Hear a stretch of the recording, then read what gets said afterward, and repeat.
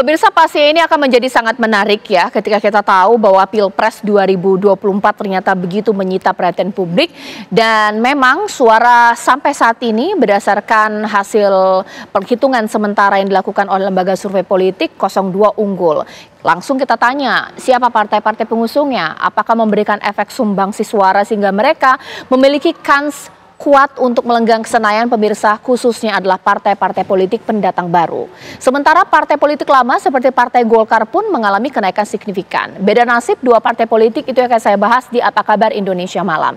Di studio TV One saya sedang menunggu pengamat politik kita, tapi saya mau sapa terlebih dahulu tiga narasumber saya yang tersambung lewat sambungan Zoom. Selamat malam Mas Hanta Yuda, Bang Doli, dan Mbak Grace Natali. Selamat malam. Assalamualaikum. Bang Doli. Selamat malam. Assalamualaikum warahmatullahi wabarakatuh. Oke, ini saya nggak tahu ini kok bisa kompak ya Mbak Grace dan Bang Doli pakai baju warnanya sama. Baik, kebetulan mungkin ya. Mungkin sekarang saya ke Mas Hanta terlebih dahulu. Salah tidak sih? Ya. Apa Kabar Indonesia Malam membuat judul didukung Jokowi atau mendukung Jokowi, Golkar dan PSI beda nasib? Beda nasib kah dua partai politik ini? Kan die hardnya Pak Jokowi, die hardnya untuk 02, Mas Hanta. Iya, memang Golkar relatif memiliki kabar baik atau mendapatkan kenyataan lebih manis ketimbang PSI dalam konteks hasil pileg. Karena Golkar mengalami kenaikan kursi potensial berdasarkan data quick count maupun real count sementara KPU. Sementara PSI itu berdasarkan data quick count kemungkinan itu berpotensi tidak lolos di parlemen. Meskipun kalau dibandingkan Caca dengan perolehan pileg 2019 yang lalu, sebenarnya PSI mengalami kenaikan perolehan suaranya. Kalau dulu kalau tidak salah sekitar 1,89% ya, sekarang mendekati angka berdasarkan quick count paling tidak 2,9 atau 3%. Artinya ada kenaikan 1% lebih dari sisi itu. Tetapi karena secara aturan kita regulasinya harus minimal 4%, itu yang membedakan. Nah, memang kalau kita bicara pileg kita ini ada dua hal yang kerap saya sampaikan analisanya. Satu, ada dua fenomena. Satu fenomena di mana kurang bekerja rendahnya kotel efek bekerja secara efektif. Jadi pengaruhnya rendah. Di saat yang sama, split ticket voting itu tinggi. Nah, kita kan berprediksi sebagian besar menganggap bahwa Partai Gerindra akan mengalami kenaikan. Sedikit sekali yang memprediksi, mungkin tidak ada, hampir tidak ada kita menyangka bahwa ternyata Partai Golkar melampaui perolehan Gerindra. Jadi ternyata Gerindra tidak maksimal. Tentu ada catatan kalau kita bicara Gerindra dan dari sisi Pak Prabowo-nya. Tapi dari sisi ini menunjukkan bahwa kotel efek tidak hanya dibaca dari sisi partainya Pak Prabowo Gerindra, tapi dilihat dari partai pendukungnya secara keseluruhan. Kalau dilihat sebenarnya harus diluruskan tidak terlalu jauh meskipun masih tinggi perolehan Pak Prabowo. Perolehan Prabowo Gibran itu 58 sampai 59%. Sementara partai pendukung Prabowo Gibran itu kalau kita perhatikan belum termasuk PSI ya kita hitung. Saya hanya menghitung saja 4 partai saja dulu, yaitu Partai Golkar, Partai Demokrat, Partai Amanat Nasional dan Partai Gerindra sendiri itu sebenarnya sudah menguasai separuh dari parlemen kursinya, potensinya. Artinya tidak terlalu jauh meskipun tetap ada split, ada tidak linearnya pemilih antara memilih capres dengan partai. Artinya dia memilih Prabowo seperti di PKB misalnya Jawa Timur, pemenangnya Prabowo Gibran. Tebal sekali 65 sampai 66%. Tapi pemenang pemilu di Jawa Timur itu adalah PKB. Pemilih PKB banyak memilih Prabowo Gibran. Itu fenomena di pileg kita 2024 ini. Nah, kemudian itu juga terbaca di PDI Perjuangan. Ternyata pemilih PDIP itu 38%-nya memilih Prabowo Gibran. Saya ingin menguatkan bahwa split ticket voting itu kuat. Orang tidak linear antara pilihan koalisi partainya. Tapi khusus Prabowo Gibran partainya juga sebenarnya keliru. Cara membacanya bukan 40-an, 43%. Saya melihat simulasi perolehan Golkar dan sebagainya sebenarnya sudah separuh. Ditambah PSI sebenarnya lebih lagi. Nah, sementara perolehan partai-partai 01, PKB, Nasdem dan PKS itu sama antara hari ini dengan hasil pemilu 2024 sekitar 30%. 29-30%, sementara partai pendukung 03, PDIP dan P3 itu turun dari 25% hari ini di DPR, kemungkinan hanya 20-an persen nanti di hasil pemilu 2024. Itu fenomenanya. Nah, saya ingin masuk ke dua partai ini tadi ya, sesuai pertanyaan Caca, maka Golkar ada catatan saya terhadap Golkar, memang ada dua karakter partai kita, ada partai yang sangat berbasiskan penopang utamanya kekuatan caleg. Dan Golkar kita tahu kelebihan dia sudah punya captive market, partai tua, partai lama, dan seterusnya. Tentu tidak bisa apple to apple dibandingkan dengan PSI, karena ini partai tua, punya rekam jejak, punya sejarah yang panjang. Kemudian Golkar punya caleg-caleg yang kuat. Nah ini mungkin saya mulai membandingkan dengan PSI. Di Golkar itu hampir merata, kalau diperhatikan, saya membuka data dapil itu, figur-figur kuat di dapilnya setiap di Golkar itu banyak, kuat. Karena kita tahu stoknya tokoh-tokoh caleg-caleg di Golkar sangat kuat. Dan faktor caleg ini faktor utama di dalam pileg. Selain faktor-faktor mesin politik, captive market, dan seterusnya. Nah di PSI, bayangkan kalau di PSI calegnya seperti Grace Natali semua. Saya yakin sekali PSI melampaui tidak hanya 4%, bisa 6-7 bahkan 8%. Karena kita lihat Grace Natali mendapatkan suaranya signifikan di Jakarta. Nah itu tidak imbang, tidak merata. Itu PR bagi PSI ke depan. Perhatikan caleg-caleg di dapil lainnya. Betul ada beberapa nama, tapi tidak banyak. Mohon maaf saya harus katakan itu. Itu PR satu, catatan kepada PSI tentunya. Yang kedua, dari sisi kalau kita lihat dari brand association, brand connection antara PSI dan Pak Jokowi. Nah, sebagian persepsi publik itu masih menganggap, istilah saya mohon maaf, masih bertepuk sebelah tangan. Satu sisi PSI mengatakan Pak Jokowi, di sisi yang lain Pak Jokowi kan sampai hari ini betul dalam persepsi publik tidak keluar dari PD Perjuangan. Jadi pemilih yang terasosiasi ke Jokowi, yang puas pada Jokowi masih banyak memilih PDI Perjuangan.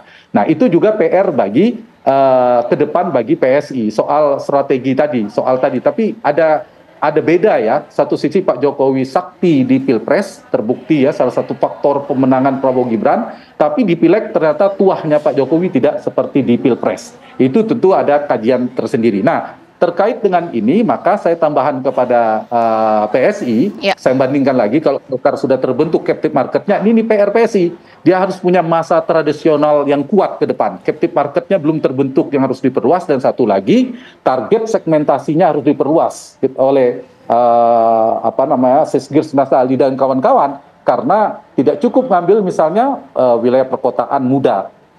Diperluas, tidak hanya kota. Di kota kan memang sudah kuat, jadi perluas. Jadi tidak hanya milenial kota, tapi milenial desa, kemudian milenial itu segmentasi profesinya juga luas. Mungkin perlu perluasan dari target segmentasi, itu juga penting. Dan jangan lupa pengaruh Pak Jokowi itu beda ketika Pileg dan Pilpres. Sangat determinan. Saya ingin nutup analisis ini. Kalau kemenangan Pilpres itu Pak Jokowi, Prabowo Gibran ditopang oleh dukungan 3 kekuatan wilayah raksasa, wilayah elektoral raksasa, yaitu Jawa Barat, Jawa Tengah, dan Jawa Timur. Yang kedua adalah faktor 2 aktor elektoral raksasa, yaitu Jokowi dan Prabowo. Nah, beda dengan Pileg. Di Pileg itu faktor utamanya yang paling determinan adalah faktor caleg, baru yang kedua adalah mesin politik, strategi dan sebagainya. Jadi tidak bisa Pak Jokowi memang tidak terlalu efektif digunakan dibandingkan antara Pilpres dan Pileg. Baik, sekarang saya ingin ke Mbak Grace Natali nih, boleh tanggapannya. Benarkah bahwa PSI ini nasibnya tidak seindah Partai Golkar di pemilu kali ini seperti apa? Padahal kalau ditanya siapa yang paling dukung Pak Jokowi, PSI pastinya, bagaimana?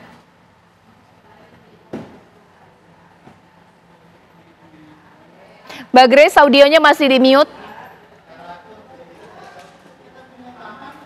Oke, sorry ya, ke mute. Terima kasih Bang Hanta untuk analisanya. Caca, ini kami tersanjung kalau disandingkan dengan saudara senior kami Golkar. Saya rasa PSI hari ini belum layak disandingkan dengan Golkar yang usianya sudah puluhan tahun ya, dari saya SD aja Golkar udah ada gitu. Dan betul tadi kata Bang Hanta Yuda bahwa kalau di Golkar itu ada banyak sekali tokoh-tokoh lokal yang kuat di daerah, dan ini tentu menjadi penopang suara Golkar. Sekalipun jadi banyak pembelajaran ya saya pikir di dalam pemilu kali ini, bahwa ternyata pasangan calon presiden yang berhasil menang dengan suara mutlak 60%, ternyata kotel efeknya tidak maksimal di didapat oleh partainya sendiri, hari ini Gerindra perolehan suaranya kemungkinan akan ada di urutan ketiga. Kotel efeknya atau perolehan suaranya malah lebih besar Golkar yang tidak mengusung atau tidak yang perwakilan Golkar tidak menjadi pasangan antara itu presiden ataupun wakil presiden. Saya pikir ini juga menarik untuk dianalisa lebih jauh. Nah, terkait dengan PSI, ini pemilu kedua kami ya, di mana PSI hari ini kami masih optimis. Menurut survei internal kami bisa mencapai 4%. Hari ini juga real count KPU sudah mencapai 65%, masih ada 35% suara yang belum dihitung. Oleh karenanya tugas para saksi PSI belum selesai, kami masih terus mengawal perhitungan-perhitungan suara di KPU. Harapan kami tentunya seluruh perjuangan ini pada akhirnya kita akan bisa sampai di Senayan, dan kami masih punya optimisme ke situ. Kami melihat bahwa ada temuan-temuan misalnya yang ditemukan oleh para saksi-saksi baik di level TPS maupun di saat ini di PPK ya. Ada misalnya kesalahan pencatatan, kesalahan hitung yang mungkin memang menjadi konsekuensi dari sistem pemilihan kita yang masih sangat manual. Misalnya saja di TPS di Semarang, tepatnya Andi Budiman, salah satu caleg kami, di situ suaranya menurut hitungan batang lidi 10, tetapi ditulisnya 0, begitu. Itu kan berarti di satu TPS itu hilang 100% suaranya. Kemudian misalnya lagi di Banten 3, di salah satu TPS, tempat Isyana Bagus Oka di situ mendapatkan suara hitungan batang lidi 10, ditulisnya hanya 5. Untung di situ saksinya langsung memprotes ya, sehingga kemudian di hadapan saksi-saksi dari partai lain juga, sehingga dikoreksi. Ada kami dokumennya di mana di situ di tip X suaranya Isyana yang harusnya 10, tapi ditulis 5, akhirnya ditulis 10. Ada juga salah-salah penjumlahan. Jadi bagaimanapun ini adalah suara amanahnya masyarakat yang dititipkan kepada PSI. Jadi kami akan terus mengawal sampai akhir, sampai selesai. Oke, sekarang saya ke Bang Doli. Bang Doli, ini bagaimana kalau dikatakan bahwa ini indah sekali mungkin ini ya nasib Partai Golkar di pemilu kali ini karena efek ekor jas atau kotel efek Pak Jokowi bahkan dukung Prabowo, seperti apa? Ya, sebetulnya antara Golkar dan PSI nasibnya sama ya. Pertama sama nasibnya, sama-sama insya Allah menang di Pilpres. Kemudian yang kedua, nasibnya sama-sama punya hubungan kedekatan dengan Pak Jokowi. Jadi ini saya kira patut kita syukuri. Nah, soal Golkar, memang kami mempersiapkan pemilu ini secara matang jauh-jauh hari. Ya, jadi pada saat Munas di 2019 pun kami sudah mengambil kebijakan-kebijakan polisi yang kita akan lakukan satu periode ini, terutama menghadapi pemilu. Apa itu? Setidaknya ada 4 kalau kita lihat apa yang sudah dikerjakan, sehingga alhamdulillah dan kami berterima kasih kepada rakyat Indonesia yang selama ini memberikan dukungan kepercayaan kepada Golkar ya, karena Golkar selama pemilu reformasi ini selalu berada di nomor 1, di nomor 2. Nah, itu tidak lepas dari kerja-kerja yang dilakukan oleh Partai Golkar. Jadi saya meyakini bahwa kerja keras itu tidak mengkhianati hasil. Nah, apa yang kami kerjakan? Nah, yang pertama adalah kami terus berupaya untuk memastikan jaringan infrastruktur Partai Golkar yang selama ini katanya cukup lengkap ya, tapi faktanya beberapa periode terakhir ini kan itu sudah mulai hilang ya. Generasi-generasi yang dulu memang mengisi infrastruktur partai itu kan lama-kelamaan hilang. Nah, di Munas kami bicarakan itu, kita diskusikan itu, dan ada perintah amanat dari ADRT dan Munas kami untuk memastikan bahwa infrastruktur partai itu harus terisi setidaknya setahun pertama setelah Munas itu sudah harus selesai konsolidasinya di tingkat kecamatan, desa dan kelurahan. Nah, yang kedua adalah betul tadi yang disampaikan oleh Saudara Hanta bahwa kami punya konsep baru menghadapi terutama pileg ya. Kami sudah mempersiapkan ini secara maraton 3 tahun terakhir ini. Kami punya mekanisme rekrutmen caleg itu 200%, setiap dapil, setiap kursi per dapil. Kemudian kita kasih surat tugas semua bakal caleg itu, kemudian kita evaluasi setahun menjadi 150%, dan kemudian menjelang DCS 100%. Bahkan di antara DCS dan DCT kita seleksi lagi mana caleg-caleg bakal caleg yang kita anggap kurang mumpuni, masih kita sisip lagi gitu. Nah, jadi dari dua ini sebenarnya kepemimpinan Pak Erlangga lah Ketua Umum pada periode ini itu berupaya meramu semua jaringan, semua instrumen lengkap, dan semua instrumen ini bekerja secara maksimal gitu ya. Mendekati rakyat, bersosialisasi, kemudian menyapa, berada di tengah-tengah masyarakat dan seterusnya. Nah, ditambah lagi memang kan sistem pemilu kita pileg dan pilpres itu disatukan. Jadi kita tidak bisa mengabaikan juga pileg, pilpres, bahkan kami juga memasukkan faktor pilkada. Jadi selama 1,5 tahun ini kami sudah punya nama-nama list bakal calon kepala daerah yang memang mereka ditugasi juga untuk membantu menangkan pileg dan memenangkan pilpres. Nah, jadi kita pastikan semua instrumen partai ada sampai ke tingkat TPS bahkan, karena kami sudah punya badan satu nasional secara permanen, dan kemudian diorkestrasi supaya kerja. Nah, efek pilpresnya kami tentu juga mungkin ya, dan berterima kasih bahwa selama ini Pak Jokowi juga menunjukkan adanya hubungan kedekatan dengan Partai Golkar, karena Partai Golkar juga kami bisa mengatakan Partai Golkar yang paling konsisten sejak awal berada di belakang Pak Jokowi ya. Bahkan kami sering diledekin ya bahwa wah lebih Pak Jokowi Golkar ya dibandingkan dengan partainya sendiri gitu. Nah, dan kami enggak, dan kami bergeming. Karena itu komitmen kami ya, ketua komitmen Golkar untuk memang dari awal berada di koalisi pendukung Pak Jokowi dan Maruf Amin. Nah, itu juga penting. Nah, satu lagi Caca, kami juga berusaha sebetulnya ingin mendapatkan kotel efek dari Pak Prabowo ya, dan kami sudah minta izin ya, apalagi Pak Prabowo waktu itu mengatakan saya ini datang berapa kali ke kantor Golkar pakai baju kuning gitu. Nah, jadi setiap baliho, setiap APK yang disajikan oleh kawan-kawan Golkar, caleg, partai segala macam itu selalu ada gambar Pak Prabowo Gibran, ada gambar calegnya dan bernuansa kuning.